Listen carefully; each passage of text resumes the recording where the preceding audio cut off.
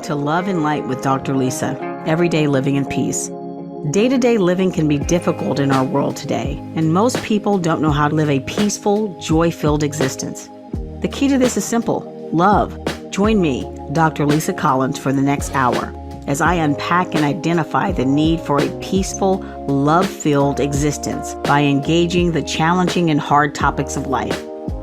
On this show, you will lean into the healing practices that enlarge your spiritual reality through the act of love. This kind of love begins with yourself and your neighbor and transcends age, race, sex, generation, class, and sexual identity. The world changes when we root ourselves in love. Love and Light with Dr. Lisa starts now.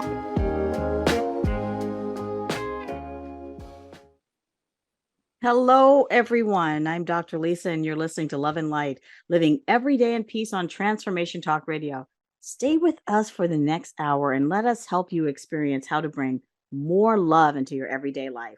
We're here each Wednesday, the second and fourth Wednesday, 1 p.m. Pacific Standard Time, 12 Mountain and 4 Eastern. And we have tools for living every day in peace. The word anxious is used so much in society. People express the need for relief from anxiety. The number of mental health challenges has increased in recent years. What exactly is anxiety? What does it feel like? How can we be freed from its grips? You are in for a treat today. Today we have an ambassador to well-being. Amanda Huggins is here, respected anxiety and mindfulness coach, and many, many other things. She has shared herself to help others heal.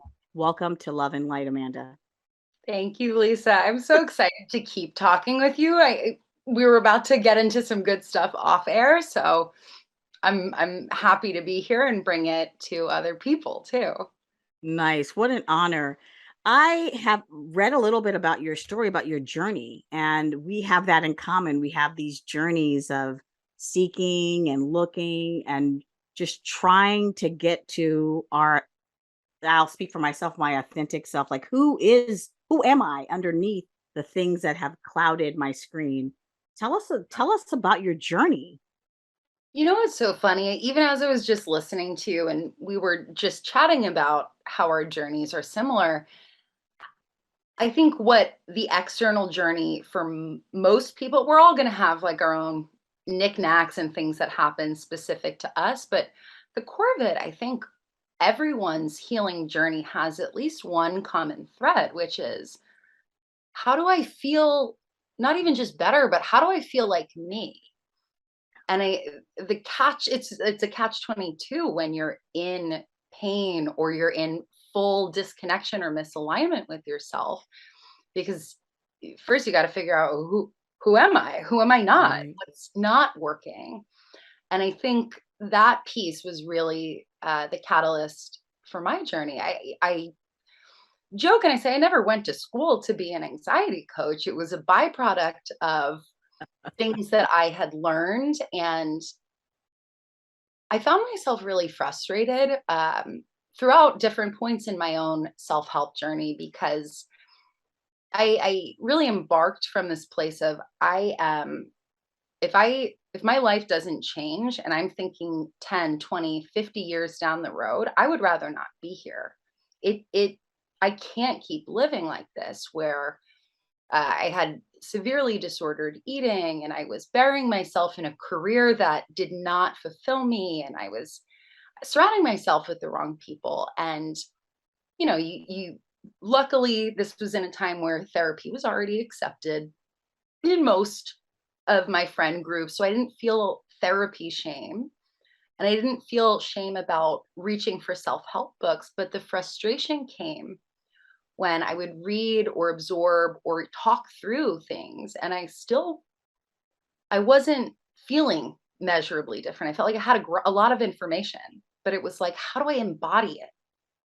And that embodiment piece, not just knowing what doesn't work, but working with yourself, meeting yourself where you're at to figure out, well, how do I move forward from here? That was really, I think, my initial frustration. And then when I figured out, well, anxious minds kind of, we need things broken down a little bit differently. And everyone deserves to be met where they're at. And so that really became my approach when I was like, oh, I don't have to heal the way a book is telling me or the way uh, a therapist is allowed to work with me, right? There are so many different avenues.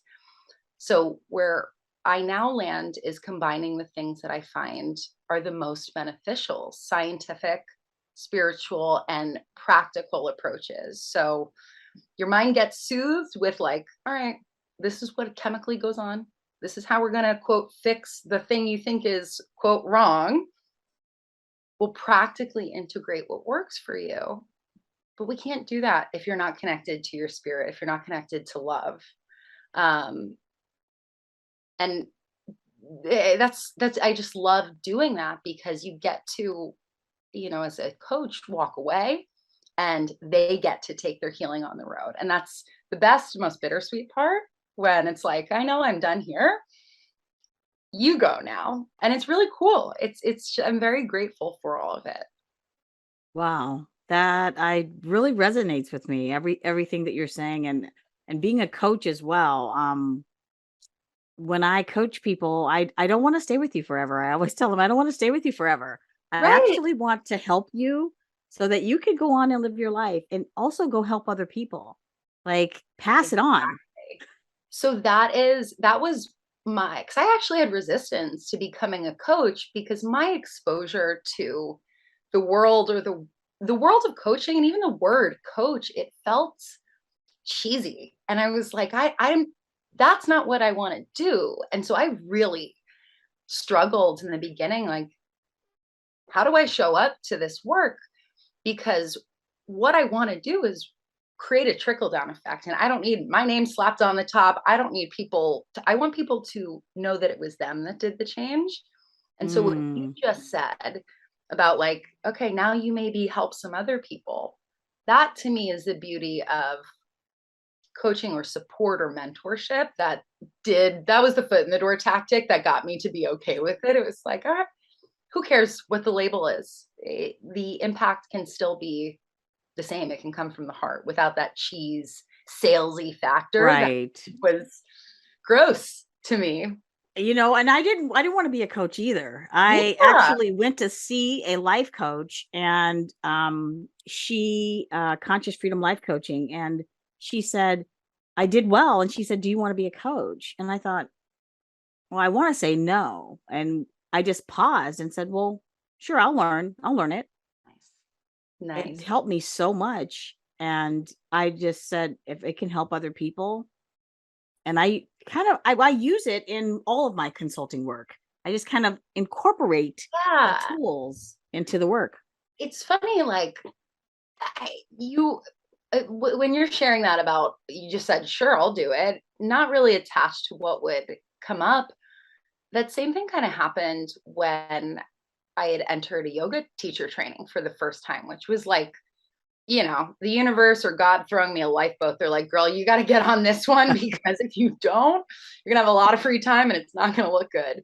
I had no intention of becoming a teacher. I was like, I need something that will take up all of my weekends and make me breathe a lot. And that Mm, was actually the catalyst for everything else. I was like, oh, you can move energy through the body. You can do nothing and feel okay, which was a revelation for me personally. But I think it also can be a revelatory reminder for most people in Western culture. You can do nothing and be okay. In fact, you can be fantastic. We all should be doing more of nothing. right. And when you mentioned Western culture, I found myself seeking wherever, just seeking, like, what is it that I can do that is going to help me to be able to breathe easy, to Mhm. be okay with who I am in this moment, in this space right now. And I Yeah. don't think people understood. I mean, I know my family didn't quite understand, but it was something drove me, just When drove me. you're, I always laugh about this when I call them my muggle friends, right? Like the ones who are like, what is this self love or spirituality stuff? And then all of a sudden they're like, hey, wait, can I read that book? But I always have a little giggle when they're at the onset of that work for themselves, because there's such an excitement in that seeking. It's terrifying, right? It's terrifying to be like, I have no clue what to do. I think everything is broken. Maybe it can be fixed. And you just get to be such a student, and it's humbling and exciting and painful and beautiful. And for some reason, when you were bringing up seeking just now, I don't know if this is where you were going, but it pinged me a little bit. When you say there's so much that can be sought, and I'm paraphrasing now, but that also became a really interesting personal growth moment too, because there is a guru at every corner. And Yeah, there are a lot of belief systems that have a lot of good, and then a lot of judgment or rules or even oppression that you wind up, you can land in the same system you're trying to escape from, exactly. you know? And it's wild, because you think one corner of the self-help world will be love and light, and then you realize love and light is sometimes real weird too. But Hmm. the beautiful thing about that is, if you're grounded and I'm just going to be a student and practice my own discernment, you'll be able to start feeling that person's ideology isn't for me, or I'm going to take this and pull a little bit of Lisa's concepts from over here. And that's where the journey becomes so unique, is you're seeking just for you. You get to carve out the journey. I love that. And I love that also that kind of that oneness from within, the spiritual kind of the grounding. And that's really how I started as well, as I just wanted peace. And I couldn't explain what was the kind of like the pig pen cloud around me, Yeah. and the kind of pig pen cloud that was inside. And I thought, oh geez. But when I got spiritually and kind of grounded Yeah. from within, like you're describing, and then the teachers came. Yep. And it's such a trope, when the student is ready, the teacher appears, and I used to roll my eyes, and it's never not been true. But there has to be this decision internally, like, I'm ready. You don't have to know exactly what you're ready for, but it's, I'm ready, and I'm going to position myself to receive.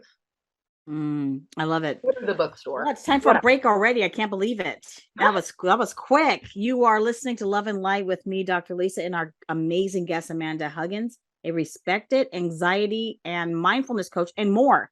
And we'll be right back to talk more about this amazing topic.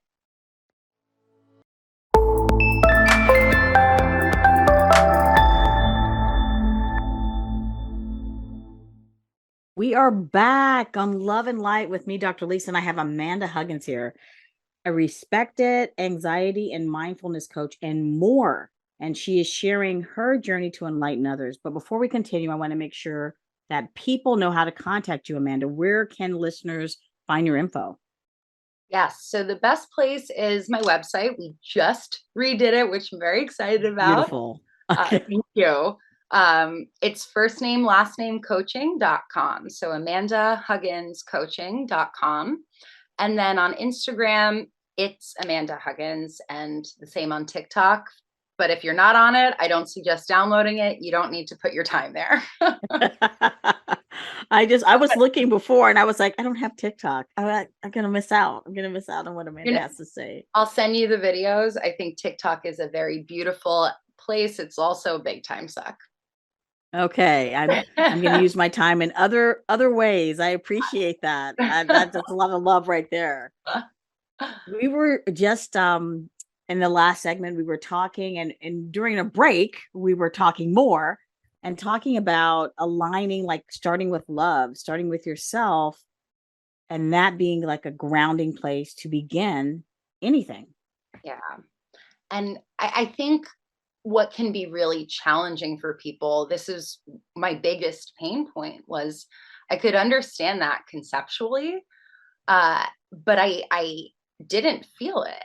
And when I would read things or like come up with ideas like, how do I love myself more? It felt very much like I was going through motions or checking boxes off.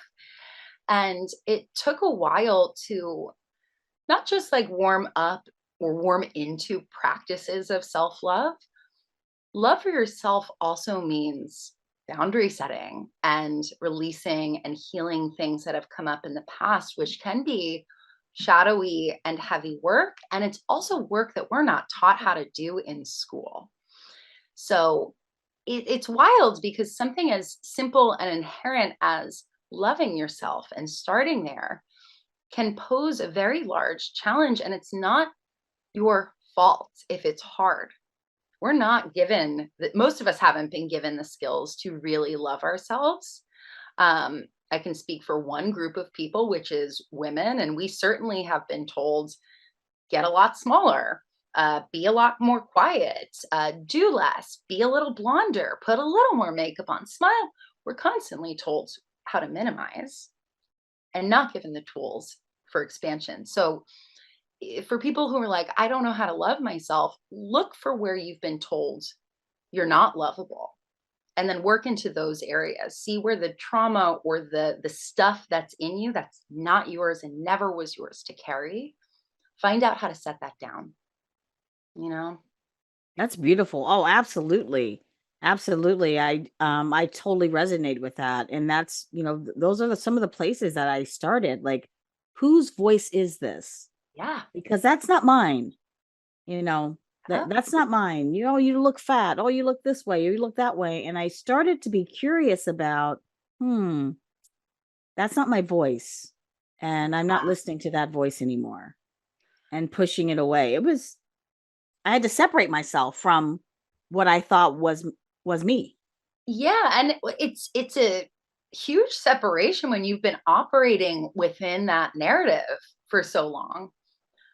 And as you were talking about like voices specifically, one thing I think is really fun to play with that is not put onto pages as words, but when you're like bringing in self love, inner dialogue, it doesn't have to be the way this guru or this teacher or how I speak or write or how you, Lisa, speak. Or I want everyone to love themselves how they talk to their friends.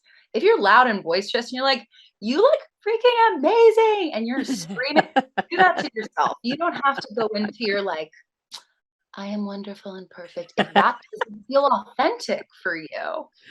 Right? Like, that's where I felt like I didn't fit into the spiritual box or the traditional self-help, and I was like, "I'm just gonna love myself in my own language," and that was what wound up clicking, you know? Yeah, powerful, powerful. And we're in society, you mentioned schools, and I'm a longtime educator, and we do not education has limited places for um enhancements. Yeah. And it's like, whose enhancements are these that get the attention or get the funds or get the money or whatever the thing is?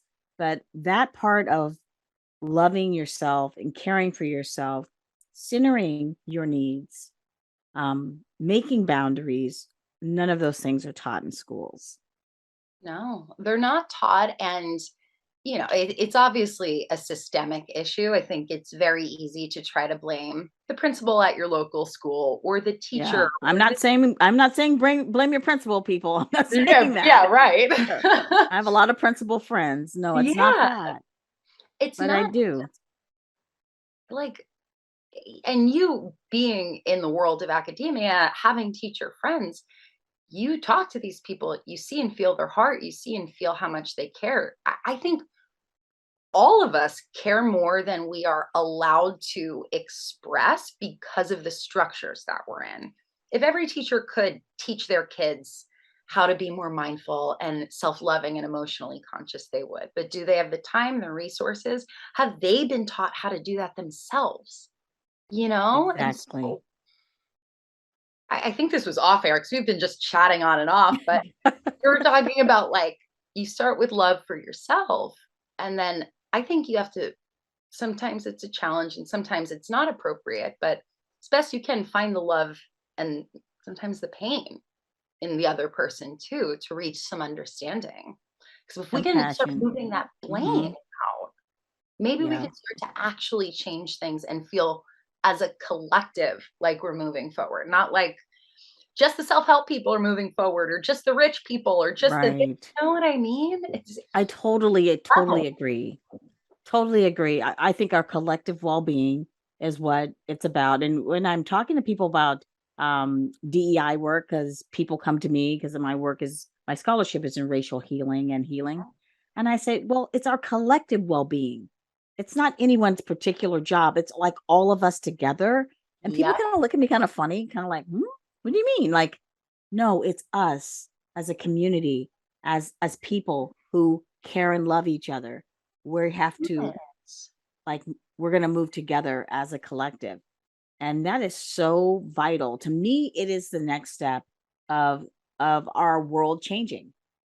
I fully agree, and it's it's so clearly vital, but it also sounds so radical to just say that, right? And I don't think it's radical. I'm with you. Like, let's go. But when that's felt or received as radical, like we all have to work together, we all have to. Can we remember our roots? We came from Yes. tribal cultures. All of us had villages, and it doesn't matter where you were from. We're a community based species Right. that are now living in apartments, separate from each other. Now we're all working alone, and that's not how we're supposed to live. Like, community is the step. Even if you're not in that, I can love my neighbor all that much. If you're not in that place yet, can you at least get into some community and work that energy of learning to love your neighbor, learning to support them? Because if we're not taking that step, if we're not loving ourselves enough to get out of the house and into community, that greater healing we're talking about, it's pushing that timeline out, man, quite a bit. Yeah, we really are. What's coming to mind for me is I was at a local restaurant and I sent the food back. I was with a bunch of ladies, kind of coffee clutch in the morning, and the cook got very angry when I sent the food back and he cursed me.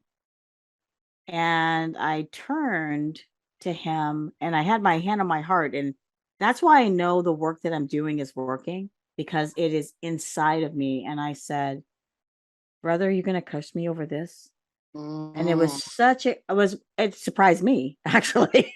But the compassion of, is this like, what is wrong? Like, yeah, are you okay? And that compassion, I want to grow that. I want yeah. to grow that with just not me, with communities. And when if someone's out there listening right now, what would you say to them? Like we said, start with love, and they don't know how to do that. They have no idea. I'm not going to be compassionate like Dr. Lisa. I'm going to yell at that guy or throw my coffee.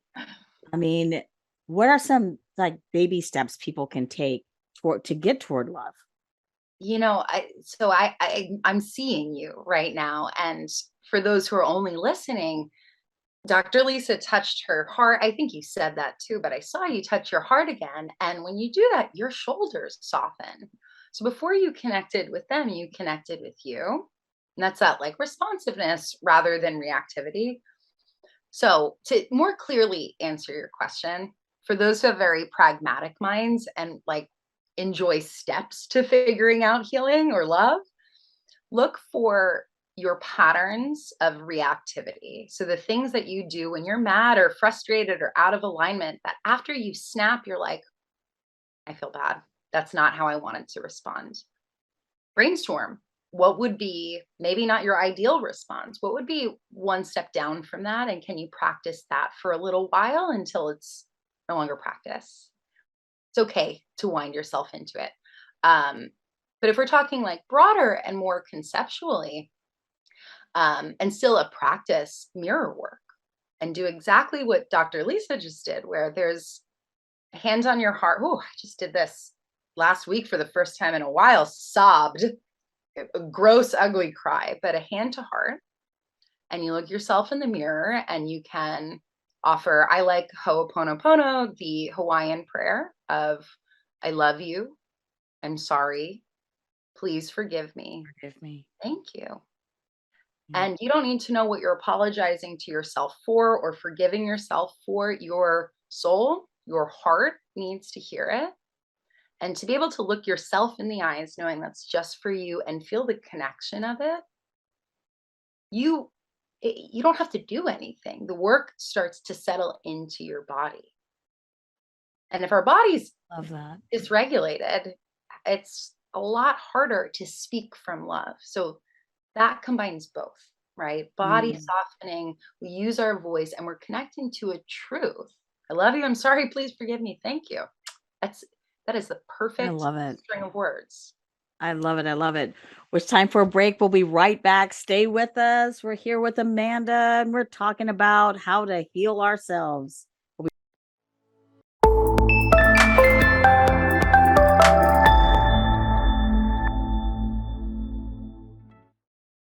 Hello, we're back on Love and Light with me, Dr. Lisa, and I have Amanda Huggins here, a respected anxiety and mindfulness coach and more. And she shares her journey with the world to help enlighten the way for others and herself. But before we go on any further, please tell people how to contact you, how to reach you, how to know more about you. Yes. So my website is amandahugginscoaching.com. And there you can find one-on-one coaching, a couple of online courses. We're in October right now, but there probably will be a group course launching end of the month if I get there with enough time and space. If not, that group program will be in November. Oh, nice. Yeah. Nice. Group course, one-on-one coaching. That's awesome. So we were just talking about Apano. How do you say it? Ho'oponopono, but I may be mispronouncing that. So I am open to Ho'oponopono. I want to be respectful and say it right. I need to learn to say it. But we were just talking about that, and it is a native Hawaiian practice about forgiveness for yourself and love for yourself. And I was saying during the break how I've heard it as it pertains to other people, like, oh, I need to forgive someone, Mhm. but I hadn't heard it like applied to me. Like, and that was really a powerful to think about saying to myself, I love you. Yeah. And I'll share what we were just chatting about off air, which is I think all of us could be really well served to say any of those words more to ourselves for the purpose of receiving the truth of them. We all should be able to say, I love you, and to say it firmly and mean it when we look in the mirror. Firmly doesn't have to be, I love you. You could be Mm. crying and say, I love you, but is there a firm grounding in the truth of it? We could Mm, all do more of that. And the beauty is when you get more comfortable with, yeah, I love me so much. I love you so much. It's everything's a mirror, right? Like when we're holding judgment about someone else, it's so weird that they like that thing, or why are they making that choice? I wouldn't do that. Usually they're mirroring back, you are holding a lot of that judgment for yourself, my friend. right. Mm-hmm. And so it works in the, I would say, on the light side too, where it's like the love that's in me, it's just going to shine out. It's a shine theory, right? A candle loses no flame by lighting other people. And I've never felt a, a truism to be more true. It's, I love me more. I get to love you more. Absolutely. I totally agree. And years ago, I started working on being judgmental. And I Mm, say years ago because it was a hard lift. It was a hard lift, not only judgmental in what I'm saying, what I'm thinking, uh-huh. what I'm thinking as you walk across in front of me on the crosswalk and I'm judging your clothes and I took and it took effort. It took effort on my part. I'm not saying I'm perfect now, but Right. I know when I'm judging others, I'm judging myself. And Yeah. I love myself more because I'm not judging. Judgment is it's a winding road because we get something out of judgment. Chemically, we're getting this rush of validation. We give it to ourselves when we judge. We create patterns in the mind and the body that it makes it almost like a weak argument. Why would I not judge when I get a lot out of it? I feel better about myself. Is that not self-love? And it's like, no, of course that's not. No, no, it's not.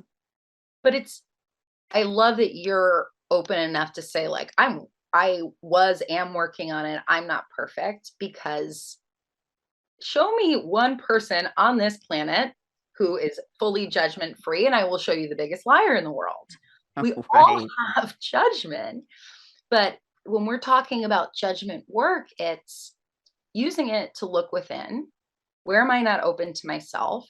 Where am I not open to other people? Where is my control energy being projected onto people?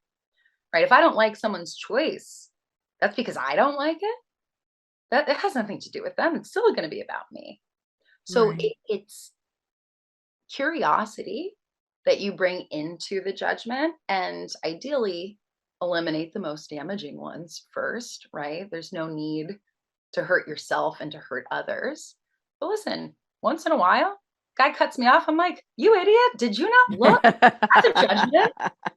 And then I look Right. at, why did I yell that today? I am cranky today. Great. I'll go sleep. That's my act of self love, because I don't need to be fiery when someone cuts me off. Right. So, like those little judgment things we get to work on until they're just moments. Right. They're not Right. us. Yeah, right.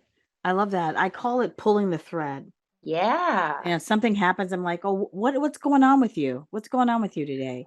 Just pull that thread and figure and see what's on the other side of that. And let's just take it easy today, or let's get out into nature today. Let's take a walk today. What do you need?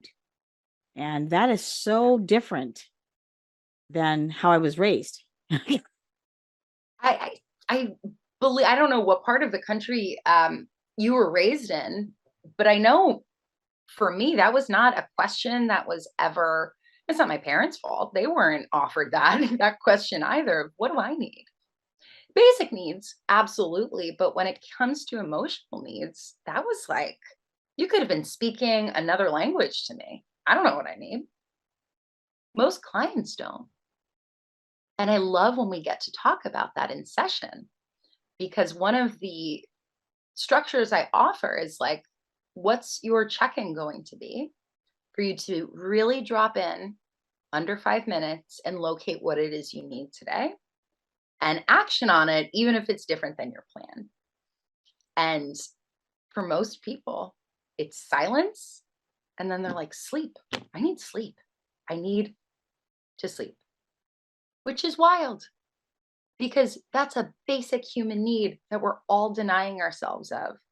And asking for what we need sometimes isn't going to start with the big, like, well, I want to open this job and then do this and have this impact. Sometimes it's just a nap. And can you be really, really okay with that and like enjoy dropping into it?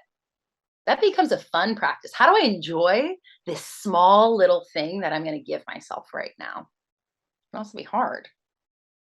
Yeah, absolutely. It makes me think about I just as an educator, and I worked in PK education for a long time, and now I'm working in academia. And you weren't really allowed to take care of yourself. Like, it was hard to go to the bathroom even. And I would say, why are we doing this to ourselves? Since I was a brand new teacher, I'd say, we're not taking good care of ourselves. This is not right. We need to make space for that. And as we look at our society and look at you know, having a nap and not working 16, 20, 50, Oh, 60, 70 hours, like, and oftentimes when I've asked someone, what do you need? There is a long silence. yes. I don't know. I don't know. We haven't been given the agency to make that decision, like, over time. Like, when we ask that question now, for people, there are going to be quite a few people listening who are like, I've never really asked myself that question, and they're not alone. but it's also, again, not your fault. We're not set up in a society where we benefit in terms of our rest and our recuperation. We have to be the ones, and that's why these conversations are happening, right? Is when we reclaim our rest as an act of self love, what does that mean for our ability to connect with each other and create change? I'm more energized. I'm more balanced. I can see more clearly. I've removed myself from the 16-hour work days where I'm spent and I have no time to think or help or do anything after. So, like, rest, I know we're harping on this a bit, but it's like a small example of what leads to larger change with self love and love for others. I wonder, I wonder what else is akin to rest. Because for me, that's one of the biggest ones that I hear come up with clients is like, I'm not sleeping enough. Play also comes up too. Now that Yes. I'm saying this out loud and I see you smiling, do you agree? Yes, play is joy. Yes. Where do I have joy? What do I enjoy? And and to be able to make space for it. Oh, it's painting or it's playwriting or it's singing or it's dancing. Yeah. Yes, joy, creativity, making space for it, and a little bit of like our society, at least I my dad was a Marine and I grew up on Marine Corps installations. Rah. Very serious, very serious business. Oh, yes. There wasn't a lot of a play associated with I the imagine. guy standing at the gate, but joy, play, laughter, I love it. I mean, it's rocket fuel for us. And that's another question that elicits silence when I ask new clients that. Some, not all. But I know for me, I remember my coach, we were sitting across the table from each other, and she was like, "What makes you happy?" And I was like, well, work. That was my automatic answer, and that wasn't true. Mm, I didn't know what made me happy. And at the time, I was super broke. So all the things I thought could make me happy, I couldn't access anyway. I couldn't travel. I could barely pay my rent. And so again, that was how the world was presenting. This is how you have to be this emotion. mhm. And you had mentioned happiness and joy. And what really started to like separate me from this idea that happiness was something to achieve or that I couldn't have because of lack of resourcing. Happiness is a sandwich. Joy is knowing how to cook. So you can be in a state of joy or contentment and be hungry, but know there's a grocery store around the corner. You can not have the right ingredients, but you'll get them. There's a trust and a groundedness there where happiness is the sandwich. It's that thing that you have that's amazing and then it's fleeting and you can do it again, but maybe not right now, not that exact thing. And so when you start to look at happiness as moments and joy as a state, accessing joy can become simple and free. You had mentioned I earlier, love like, that. I go love that outside. definition. Yeah, I And I love didn't that. make that up. I cannot remember who told it to me, and it's been killing me for It's years. awesome. So It's someone tell awesome. me where I I love it.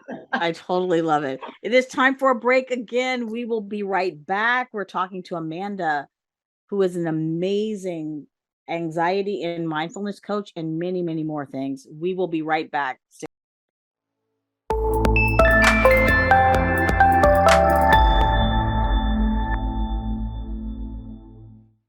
We're back on Love and Light with me, Dr. Lisa. I have Amanda Huggins here, a respected anxiety and mindfulness coach, and many other things as well.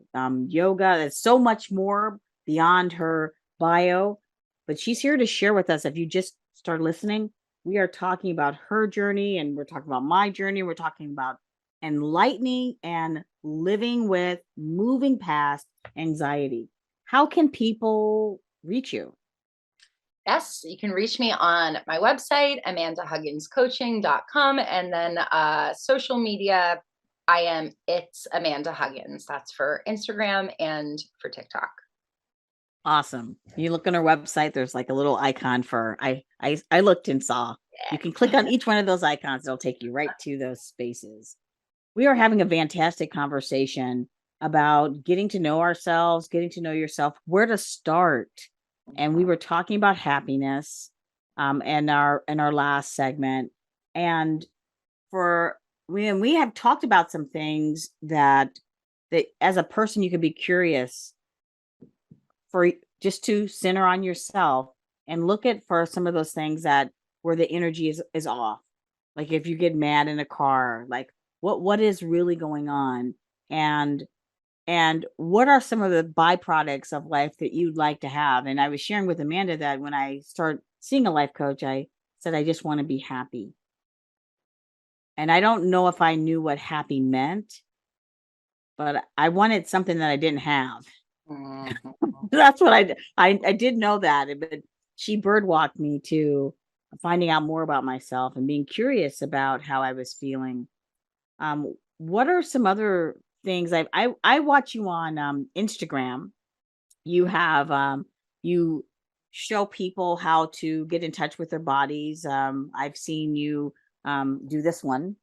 Oh, yeah. I've seen other things that you've done. I've seen them before, but I like the cadence and the time that you take, which, on Instagram, we're not talking. I'm watching you modeling, and I think it's so powerful to have a tool when you feel like I don't know what's happening right now. I'm antsy, I'm upset, I can't say what I am, and I I don't know how to get myself out. Yeah. You just said two really key things that whether someone's a super beginner or they're very well seasoned in self-love, the two important things regardless of where you are on the spectrum, that your body is the tool, and it is, and I'm paraphrasing, but you were speaking to centering back in yourself. So we all, we all have bodies. Doesn't matter if you're mobile, immobile, flexible, completely unflexible, as long as you have lungs and a hole to breathe in and out of, wherever it is on or around your face, you have the tools to start regulating the physical body's nervous system, because we're used to, I feel a problem, I need to fix it. And that fix is often reactive, or it's a band aid, or at worst, we're numbing or we're avoiding. So if there's this moment of anxiety, which just as a pause, I like to work with anxiety as a framing because it is a symptom of emotional unrest. You are never Mm. just anxious. It's unprocessed sadness or grief, or something feels out of alignment, or you need to love yourself more. You need to slow down more. So we use anxiety and the body where it lives as the physical tool. We calm that down to then access the mind. So when we're looking at the body, touch, like Dr. Lisa was just hugging herself, and discussed hand to heart. When we can connect like skin to skin with ourselves, that immediately creates soothing. There's so much research that shows, actually it started with dogs, weighted blankets for dogs that calms their anxiety because the pressure began to soothe their nervous system. Now we do it, right? Like pressure, contact, just to say, hey, I'm here with me. I got you. I'm not trying to fix right now. I just see, acknowledge, and validate that this is a hard moment. Sometimes that enough, the acknowledgement of this is a hard moment, is like a dam breaking where pressure gets to be released. Um, and then I would just, since we're talking about body, I would also just, for anyone at home, whether you go to bed tonight and you feel like you're carrying some emotions that don't feel like you love them or love yourself as a result of them, or you wake up tomorrow morning feeling like that, go put on your favorite song. I don't care what it is. I don't care what the tempo is. Maybe you sing, maybe there's no lyrics. Close your eyes. Ask yourself, what feeling is this? Where is it sitting in my body? And then just move. You don't have to be a dancer. Shake your arms, bob your head, stomp on the floor. You're releasing energy, but also by doing that, you're taking up space for yourself. You're saying, I actually don't care what I look like. I'm actually just going to like have fun. I'm going to play for 3 minutes. And so with just one song, you've done quite a few different acts of self-love. And if you're someone who gets shy, no one's watching you. So it's okay. I promise.